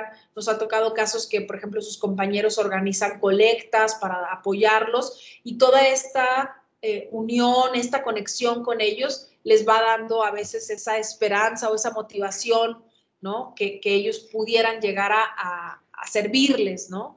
Pero lo primero es atender la salud física, definitivamente. No podríamos desatenderlo y decir, pues que siga estudiando o que siga reprobando o que le vaya mal, ¿no? Primero hay que atender la parte física, sobre todo si la enfermedad es grave, ¿no? Y claro, aquí también tenemos personas que son psicólogos o psicólogas y que les pueden ayudar estos instrumentos. Con todo gusto se los compartimos, ¿no? El día de mañana sí, por supuesto que compartimos todo lo que podamos compartir, lo vamos a hacer. Acá tenemos otra pregunta, ¿no? ¿Puede alguien ser diagnosticado con depresión, riesgo suicida, sin que lo tenga? Porque lo que comentaba que estaba bien y luego no, pero puede ser al contrario. Sí ha habido algunos casos. Yo les platico, por ejemplo, que a mí me han llegado casos de personas con sintomatología, ¿no? Depresiva, y que yo casi siempre lo primero que les pido, dependiendo de la edad, dependiendo de las características de la persona, les digo, ¿ya te hiciste un estudio de la tiroides y de las hormonas y de no sé qué? Y hay casos de personas que a veces tienen algún tumor, ¿no? O que tienen alguna descompensación hormonal o que tienen algún tipo de cuestión de alimentación, de sueño, de otras cosas que si no lo exploramos adecuadamente pudiéramos confundir, ¿no? Una depresión y que en realidad no la tengan. Pero ¿qué es lo que pasa en estos casos? Que generalmente, bueno, primero, si se les da la terapia y no se atiende lo físico, no mejoran. Pasa el tiempo y no mejoran, porque por más terapia que te doy, pues traes ahí la falta de una hormona, ¿no? Y por otra parte, cuando son situaciones a lo mejor muy particulares de un momento y que ya no está, ya estoy durmiendo bien, ya estoy comiendo bien, ya estoy logrando integrarme mejor, ¿no? A algún contexto. Entonces, independientemente de la terapia o no, la persona se va sintiendo mejor y se va recuperando. Entonces, sí pudiera haber casos de personas que se les dice, tú tienes depresión y que a lo mejor no la tienen, ¿no? Porque a lo mejor contestaron mal un instrumento, no se fijaron, contestaron a la y se va, ¿no? O a lo mejor en ese momento estaban como con el ánimo muy decaído y entonces dieron respuestas a una entrevista o a un instrumento que los clasifica de esa manera y que en realidad no lo tienen. Hay que tener mucho cuidado para que podamos diagnosticar depresión. Tiene que pasar cierto tiempo con los síntomas constantes para que podamos saber si eso no es. Entonces, a veces el instrumento solo lo mide en un momento, la persona lo contesta o te dice solo lo que está sintiendo ahorita y eso le sesga la forma en la que lo está, digamos, percibiendo, ¿no? Yo le puedo preguntar a alguien, durante las últimas semanas te has sentido triste, y a veces porque se sienten tristes ahorita, me dicen que sí. Entonces eso me puede llevar a un falso diagnóstico, a un falso positivo, le llamamos nosotros, ¿no? Entonces, bueno, sí, gracias, muchas gracias por la pregunta y definitivamente hay que hacer canalizaciones a los especialistas cuando se requiera. Acuérdense muy bien de la pirámide que veíamos ayer y acuérdense que a veces hay casos que vamos a mandarlos a tomar un curso en línea o los vamos a mandar a hacer algún tipo de actividad y con eso, si son leves, a lo mejor no se requiere una canalización con un psicólogo o con un psiquiatra. Y que también en la medida en la que no canalizamos erróneamente, damos espacio para que quien sí lo necesita pueda recibir el tratamiento, ¿ok? Entonces, ay, es cáncer, Mayela. Pues tienes razón, no es terminal, pero sí es una enfermedad grave y que pone en riesgo la vida de este joven. Entonces, pues sí, me imagino que el pobre ha de tener una complicación ahí en su salud muy importante. Si va a dejar de ir a la escuela, pues mantener el contacto, esa es la recomendación. Si va a seguir yendo a la escuela y va a llevar el tratamiento a la par, pues a lo mejor también ahí esas redes de apoyo, ese darle el seguimiento, a lo mejor el darle algunas facilidades si se requirieran para pues, las asistencias o las entregas de actividades académicas, podría ser algo que ustedes esté en sus manos y que le pueda apoyar al joven, ¿no? Generalmente cuando recibimos un diagnóstico tan fuerte como lo es el del cáncer, nuestros primeros pensamientos son muy negativos, ¿no? Me voy a morir, no voy a poder, no va a servir de nada. Entonces, digo, a veces estos pensamientos se llegan a una realidad, tristemente, pero a veces no, a veces hay muchas personas que son sobrevivientes del cáncer, ¿no? Entonces, ojalá y que este joven pueda sentirse, ¿no? Y estar mejor. Gracias aquí porque me ratifican que sí están entendiendo y si no, por favor me dicen y yo me regreso, ¿no? Preguntan acá, los alumnos de nuevo ingreso, ¿sería conveniente aplicarles estas pruebas a todos? Ya lo hacemos, mi querida Juana María, qué gusto saludarte. Ya lo hacemos, hay un instrumento que ellos contestan cuando ingresan a la universidad y que mide factores de riesgo y de factores de protección. Y esos instrumentos los revisan, los analizan en el departamento de tutoría y se los hacen llegar a los coordinadores y luego los coordinadores pueden hacerles llegar a los tutores información de algunos estudiantes que estén en situación de riesgo. Entonces sí lo estamos haciendo, pero les tengo que decir otra cosa. Nosotros hicimos un estudio con solo los estudiantes de psicología de todo el país, ¿sí?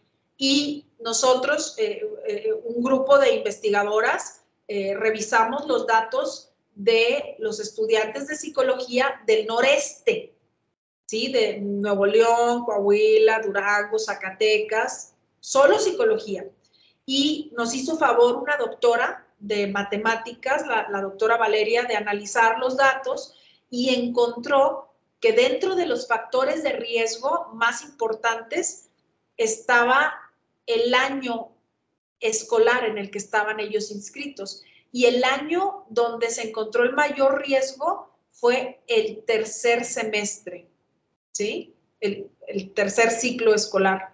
Entonces, a lo que a nosotros nos preocupa en este momento es que les ponemos las baterías cuando ellos van a ingresar a la universidad, pero en ese momento algunos están muy contentos, están muy emocionados, están felices de que ingresaron y a veces los problemas o las crisis o el malestar surgen más adelante, no surge al principio. Entonces estamos trabajando muy fuertemente con las escuelas para tratar de buscar las estrategias para medirlos a lo largo de su trayectoria académica y que a lo mejor te digan en tercero o en quinto o en séptimo o en el semestre en el que vayan, oye, hay que revisar a este estudiante porque trae ahí malestar importante, ¿no? Y que puede estar en riesgo. Entonces, gracias por tu comentario, Juana María, que me sirve también para compartirles un poquito de lo que estamos haciendo, ¿no? Y miren, ya tenemos a gente acá anotada. Gracias, Cecilia. Hay gente bien comprometida y con la camiseta bien puesta que nos puede ayudar si lo necesitamos, y tenemos gente en todas las escuelas y en las unidades que yo sé que nos pueden ayudar un montón, ¿no? Déjenme ver, creo que vamos bien, creo que aquí hay unas preguntas, a ver, denme un segundo para los que todavía siguen acá. ¿Cómo ayudarías a tus padres? Esto es lo que le pregunta al joven. Ya, perfecto. Gracias, Miguel Ángel. Acá lo anoto y lo platicamos mañana. ¿Ha pensado en suicidarse? Ok, lleva 2 sustos de intento. O sea, ya este joven que me platicaste, Mayela, lleva 2 intentos. Yo creo, Mayela, y mañana ya lo vamos a ver, que le podríamos tratar de trabajar con el plan de seguridad. A lo mejor creo que esto le podría ayudar un poquito y obviamente hay que canalizarlo, ¿no? Este joven necesita atención emocional especializada porque no solamente tiene la ideación, tiene la desesperanza, tiene cáncer, tiene toda una serie de factores de riesgo. Yo creo que él requiere algún tipo de canalización. Entonces, ahí es bien importante esta parte, Mayela. También al finalizar el curso yo les voy a compartir un directorio de algunas opciones que ustedes pueden tener para canalizar, ¿ok? Se quedan acá con la duda de los odds radio. Cambiaría el análisis es por género, es por sexo, son hombres y mujeres. Por género, en masculino y femenino, yo creo que, no sé, yo creo que sí cambiaría, Janet, pero la verdad es que, en género sabemos que hay un montón, masculino, femenino, no binario, sabemos que están estas personas que se identifican también como, perdóname, se me va el nombre, yo no soy experta en sexualidad, pero sí, yo creo que sí cambiaría, pero como no lo pregunté, no lo medí, y no lo supe, yo solamente lo pude hacer por sexo, por hombre o por mujer. Las personas que no me respondieron a esta pregunta o que me dijeron que se consideraban no binarias, las tuve que retirar del análisis para poderlo llevar a cabo, ¿no? Pero definitivamente creo que las cuestiones de género sí hacen que pueda tener ciertos factores de riesgo o ciertos factores de protección diferentes, ¿no? Entonces, muchas gracias, Janet, por esta pregunta tan interesante que nos haces, ¿no? Nos pregunta Albino, ¿qué tan aceptables son las terapias de medicina alternativa? Mindfulness, meditaciones, Reiki, Fishka, estimulación celular, imanoterapia, musicoterapia, aromaterapia. Yo les voy a dar mi opinión personal. Si la persona está llevando una terapia basada en evidencias, es decir, alguna psicoterapia, incluso, dentro de las psicoterapias hay algunos enfoques terapéuticos que han demostrado que funcionan y otros que todavía no han demostrado que funcionan. Yo tengo pacientes que me dicen, vengo contigo y también voy a aromaterapia, voy a angeloterapia, voy a Reiki, y todo lo extra, si te ayuda, si te hace sentir bien, si te aporta para tu equilibrio emocional, yo no tengo problema. Yo, Carla Valdés, no tengo problema en que vayan a otro tipo de terapias alternativas. A ver, hay personas que me han dicho, yo no voy a ir contigo ni con nadie, yo no creo en los psicólogos, como si nosotros fuéramos una religión para que tuvieran que creer en nosotros. Yo no creo en los psicólogos y no voy a ir y no sé qué, yo voy a ir con la señora que limpia las chakras y que no voy a lograr que venga conmigo. Pero si va con la señora que le limpia las chakras y las auras y le ayuda y la hace sentir bien, el punto es que a la persona le sirva. A mí lo que me preocupa es que si hago la meditación o hago el Reiki nada más, o la aromaterapia nada más, y sigo con los problemas y no encuentro herramientas o no desarrollo habilidades, pues, híjole, a lo mejor no van a tener el resultado que yo quisiera, pero a lo mejor sí funciona, a lo mejor la persona mejora, ¿no? Y adquiere lo que necesita y su contexto y su circunstancia cambia y está bien, o sea, no hay problema. Yo la verdad no juzgo en ese sentido, ¿no? Lo más raro que me ha tocado en lo personal es una paciente que yo atendía y que me decía que también iba con una persona que hacía como algo de como la Santa Muerte y cosas así pues como espiritismo, cosas así. Venía conmigo, yo trabajaba lo que a mí me tocaba, la persona iba allá, le ayudaba, la persona pensaba que le ayudaba, no hay problema, ¿no? Es complicado ese tema. No lo recomiendo, yo no lo hago. Yo creo que tenemos que aplicar lo que se basa en evidencias, ¿no?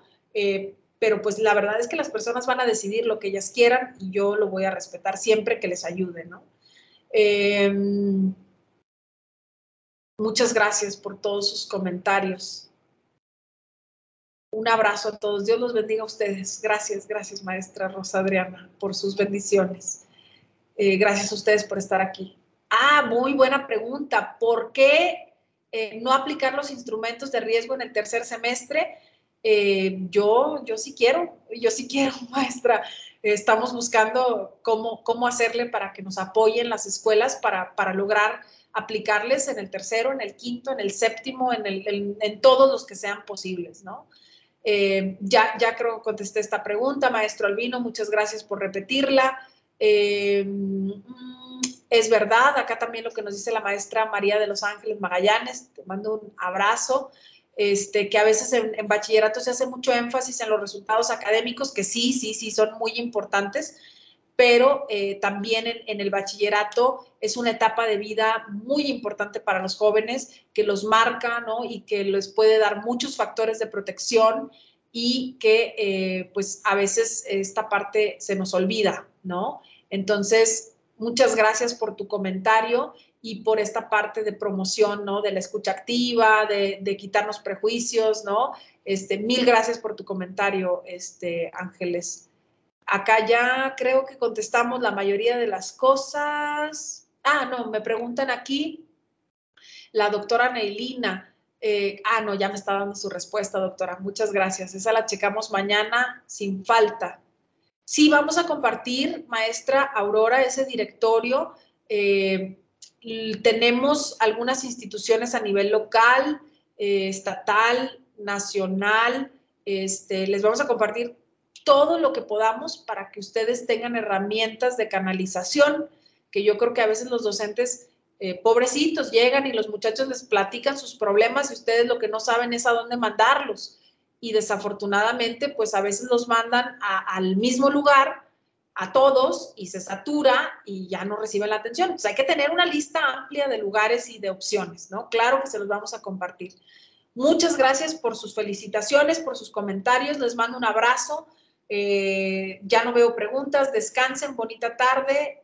Nos vemos mañana. Y, a ver, no, espérenme, aquí yo me quedo, los que se quieran ir, váyanse, no pasa nada. Comentar la experiencia de escuela para padres en la Facultad de Ciencias de la Comunicación. Yo creo que es fundamental el trabajo de escuela para padres en todos los niveles, maestra Aurora, y si nos las comparten y lo podemos ir trabajando, por supuesto que será un gran placer, ¿no? Este es un taller, es un curso, pero lo que de aquí surja en adelante, cuenten con el apoyo del área de tutorías, del CEDEC, de apoyos estudiantiles, de servicio social, de toda el área de superación académica, cuenten con ello. Les mando un gran saludo y muchas gracias. Hasta mañana, que descansen y que tengan bonita tarde. Hagan algo de gaudibilidad, hagan algo de disfrute esta tarde. Pásensela genial. Un abrazo.